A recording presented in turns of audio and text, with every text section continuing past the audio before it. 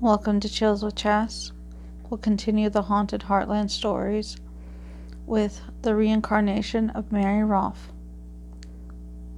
Let's begin. On the afternoon of July 5th, 1865, 18-year-old Mary Roff died in the Peoria, Illinois insane asylum. Mary had been committed after a ghastly incident when she tried to slash her arms with a razor. It was but the last tragedy in the girl's harrowing descent into madness.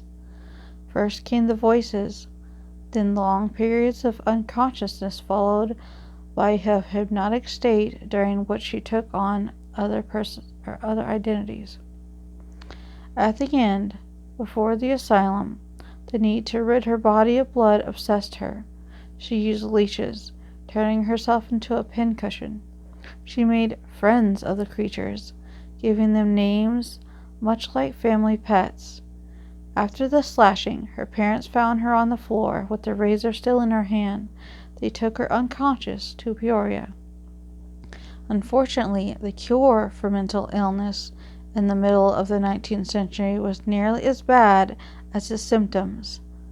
A favored treatment was the water cure, a practice originated in the Middle Ages and still used in the 1860s in America.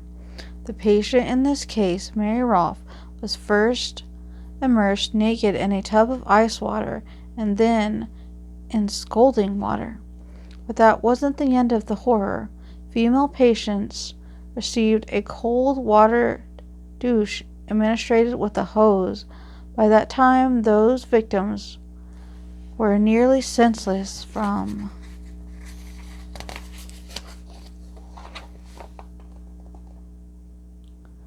the cure.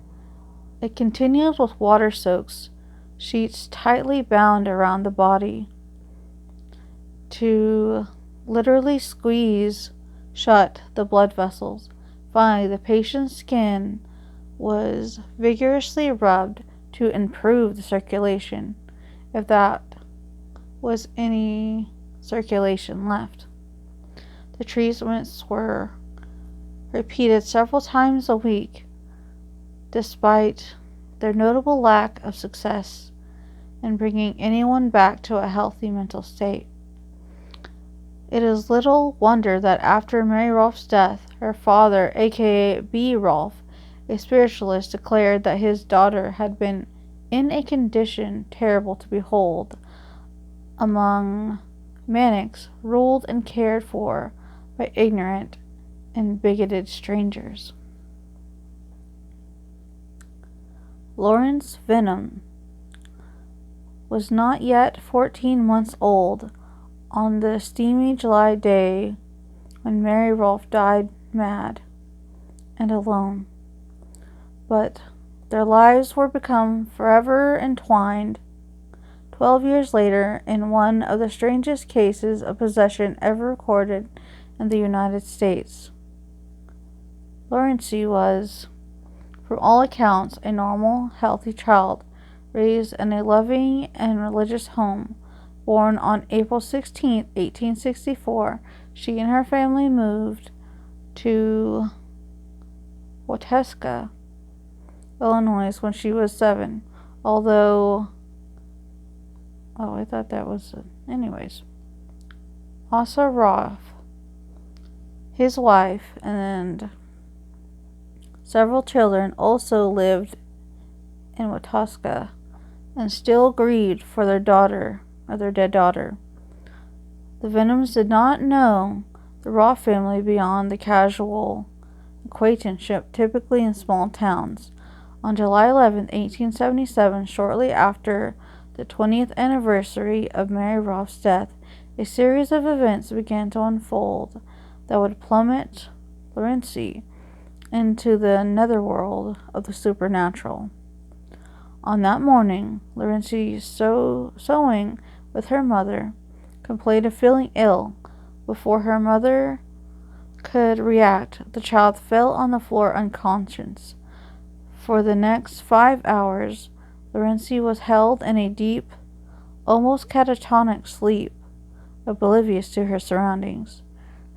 She later recovered without any visible adverse effects. The next day, however, Laurency again fell into the same deep swoon.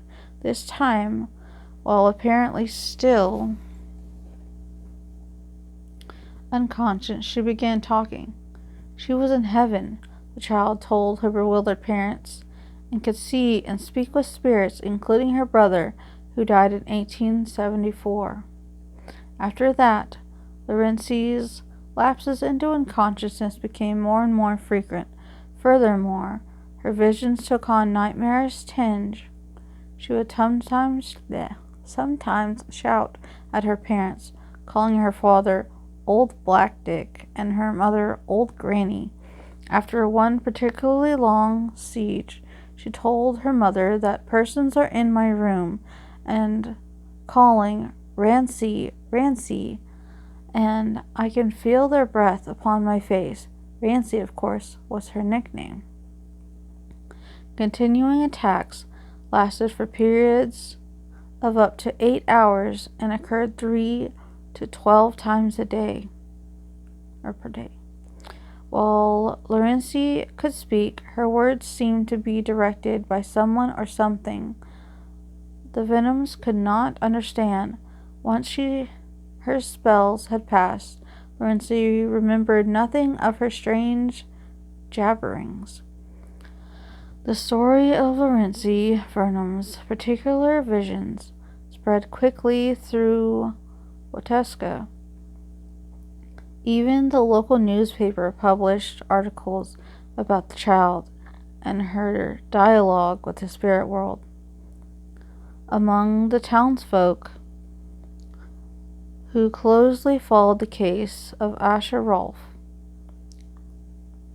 his interest was more than casual.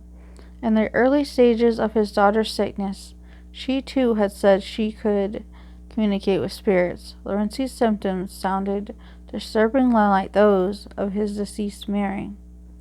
Rolf was determined not to let another young girl die at the hands of ignorant and bigoted strangers, whose ideas of medicine were more akin to medieval torture. He said nothing, however, until Laurency's family had exhausted every known cure for their daughter's illness without success, and the doctors and ministers were advising them to commit the girl to the state institution for the insane in Peoria. That was too much for Rolf.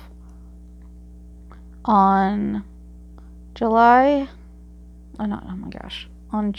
31st, 1878, he intervened, persuading the skeptical Venom family to let him bring Dr. E. Winchester Stevens, a physician originally from Janesville, Wisconsin, and more.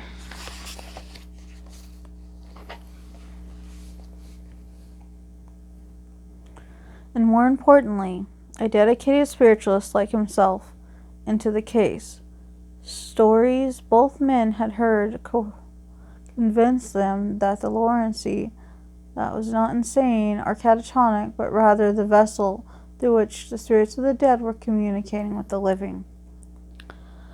Laurency was sitting near a parlor stove when Roff and Dr. Stevens entered the house. Her unblinking gaze seemed riveted to the wall. Her legs were pulled up beneath her on a chair, and she rested her elbows on her knees. With her hands clasped around her chin, Rolf said later, she looked every inch a mean old woman, not to be trifled with. Even her voice had the raspy sound of age. She growled that she didn't want to talk to anyone. After a few minutes, however, her mood changed. She announced that since she knew Dr. Stevens was a spiritualist, she would answer any questions he might pose. Dr. Stevens, puzzled, quizzed the strange girl. What is your name? Katrina Hogan. And how old are you? 63 years. Where are you from? Germany.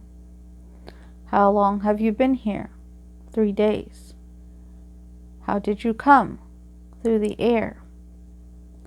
How long can you stay? 3 weeks. When Laurencia's mood changed again, she had been lying, she admitted. She wasn't Katrina Hogan, but rather Willie Canning, a young man now in the spirit world, because I want to be here. Laurencia spoke as Willie, and said he had led a wild life, compiled that he may have committed suicide. For over an hour, Laurencia spoke to Dr. Stevens in the guise of Willie until she suddenly flipped up her arms and fell backward onto the floor, rigid as a plank.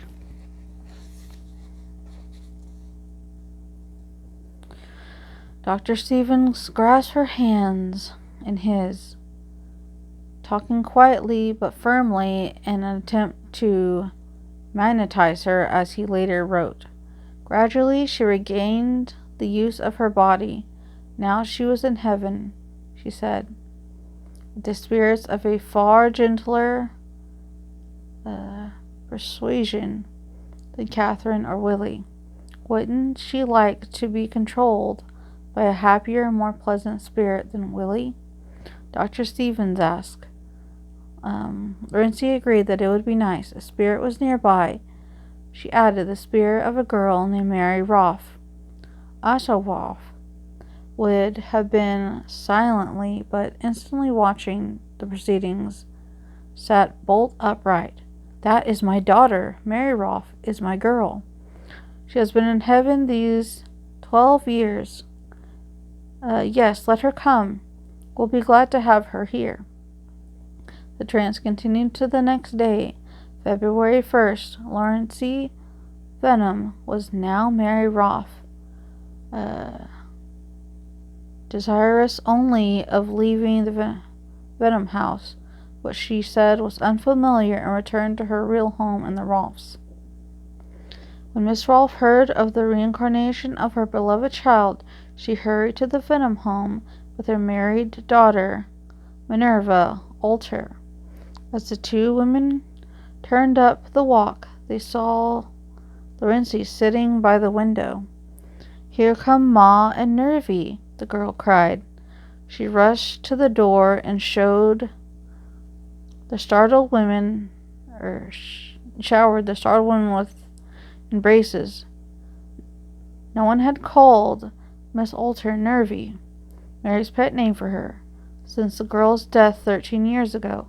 It was now evident Mary Roff had taken complete control of the body and mind of Laurencia Venom. Although her physical appearance remained the same, she seemed to know everything about the Rolfe family, treating them as their own. To the Venoms, her real parents, she remained polite and courteous as one would with friends. Dr. Stevens later wrote as the girl's dramatic change in behavior from the wild, angry, ungoverning girl to be kept only by lock and key, or the more distressing watch care of almost frantic parents, or the rigid corpse.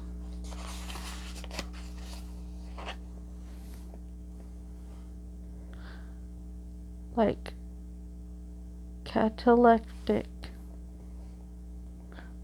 The girl has now become mild and timid, knowing none of the Venom family, but consistently pleading to go home. And go home she did on February 11th. The Venoms, with a happy acquaintance of the Rolfes, agreed that it was best.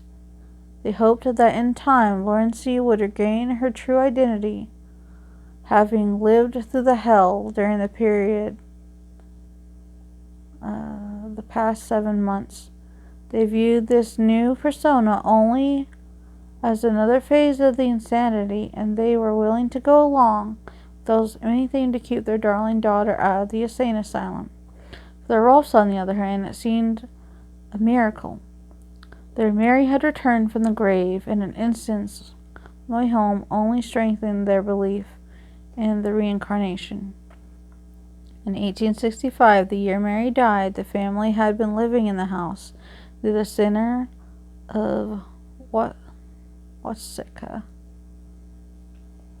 As Laurency, with her new family, passed the old place, she asked why they did not turn into the drive. When Mr. Rolfe told her that their home was now elsewhere, Laurency insisted that they lived in this house. Only after strong persuasion did the girl agree to accompany them further.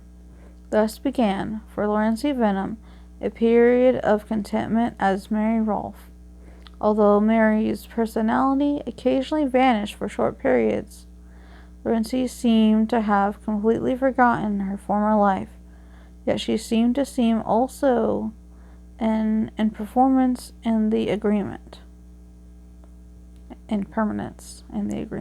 Sorry. When Miss Rolfe once asked her how long she could stay, she replied, "The angels will let me stay until sometime in May." As the days and weeks passed, Laurency continued to display remarkable knowledge about the Rolfe family matters. She recognized most of the family possessions that had been part of Mary's world, welcoming old friends when they visited, and on occasion even reciting the entire itinerary of a long trip the Rolfes had had to Texas in 1857. Of course, her parents were ecstatic. "Truly," they said, "our daughter has been restored to us." Likely, Miss Altair, Mary's sister, with whom Laurency spent several weeks during the spring of 1878, was convinced that Mary had indeed returned from the dead.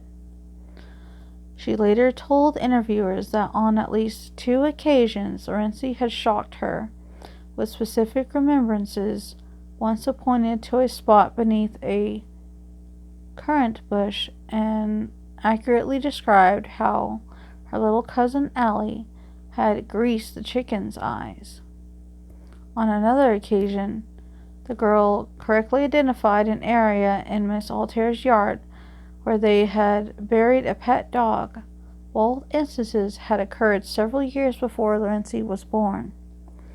Later, as an experiment, Oscar Rolfe asked his wife to place a velvet bonnet Mary had often worn on a hat stand in the parlor.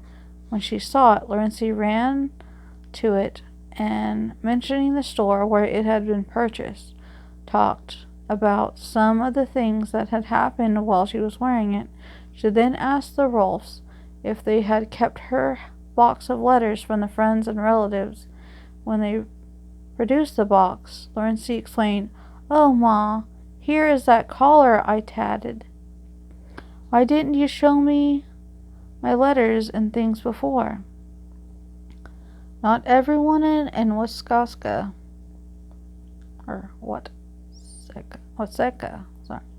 believed that Mary Rolfe had taken possession of Laurency Venom's body. Several of the doctors who had treated Laurency before the arrival of Dr. Stevens ridiculed his diagnosis as spirit possession. A friend of the Venom family echoed the sentiment of many when she lashed out at the role spiritualism appeared to be playing in Laurency's treatment. "I would sooner follow a girl of mine to the grave than have her go to the Rolfes and be made a spiritualist," she declared.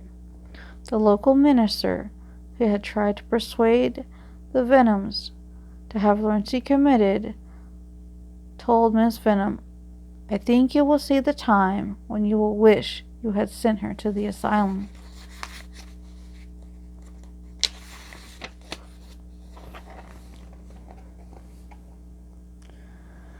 Meanwhile, Lorenzi Venom's life as Mary Rolfe continued. In a new test designed by Dr. Stevens to gauge her ability to recall distant events, and that other life met with complete success. Still, the girl knew that physically she was not Mary Rolfe. When Dr. Stevens asked her if she remembered a cut she had received as a child, she replied, "Yes, indeed, I can show you the scar." She rolled up her sleeves, pointed to the place on her arm where the real Mary had indeed scarred herself in a childhood accident, and said matter-of-factly, "Oh, this isn't the mark. That arm is in the ground." Lorenzi, as Mary, also had the power of clairvoyance. Early one day, she told the Rolfes that her brother, Frank, would become sick that night. He did. The girl then instructed her parents to take him to Dr. Stevens' home. Mr. Rolfe protested that Dr. Stevens was in another part of the city and wasn't expected home. An incident Lorenzi disagreed.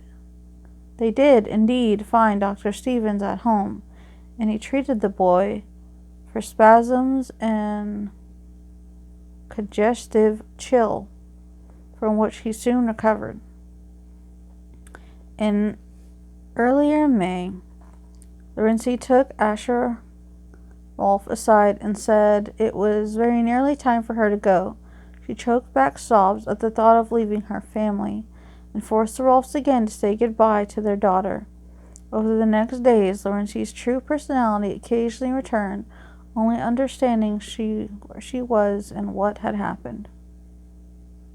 Oh, only not understanding, my bad. During the battle to control the physical body, Lorenzi would hold sway one moment, Mary the next. In May 21st, Lorenzi announced it was now time to return to her real home. Next, Mary would address Mr. Rolfe as Sir and weep bitterly at the thought of leaving.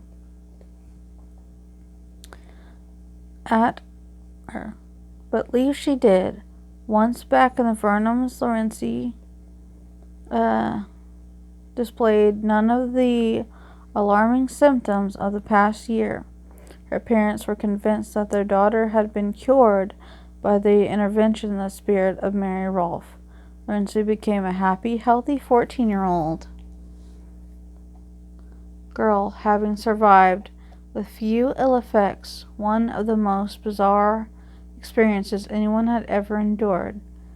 Lorenzi remained in touch with the Rolfes for the rest of her life. During her occasional visits, she would sometimes allow Mary to take control so that the Rolfes could communicate with their dead daughter, but Mary never wanted to stay long and allowed Lorenzi to remain her identity however she wished.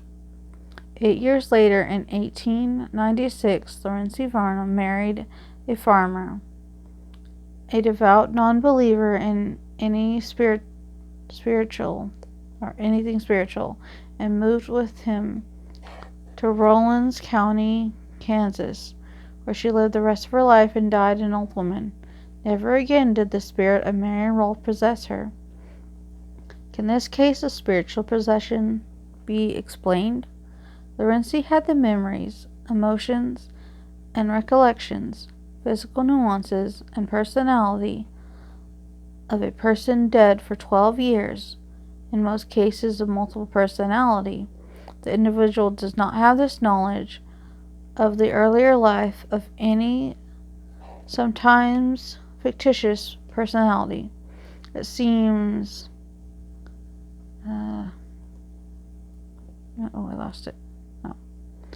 irrefutable that the spirit of a real person who had actually been born, grown, loved, and died upon this earth had taken over the body of Lorenzi Venom.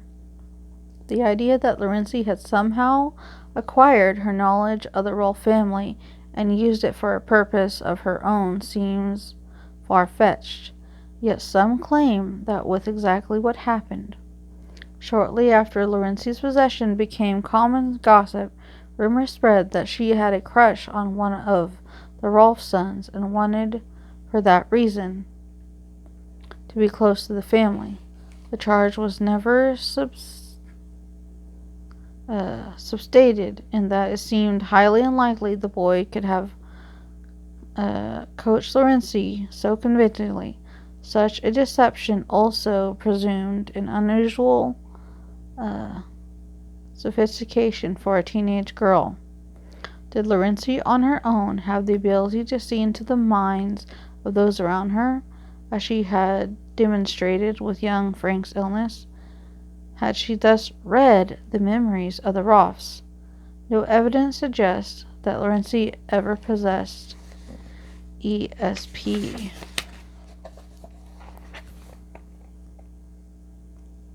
We are left, then, with the possibility,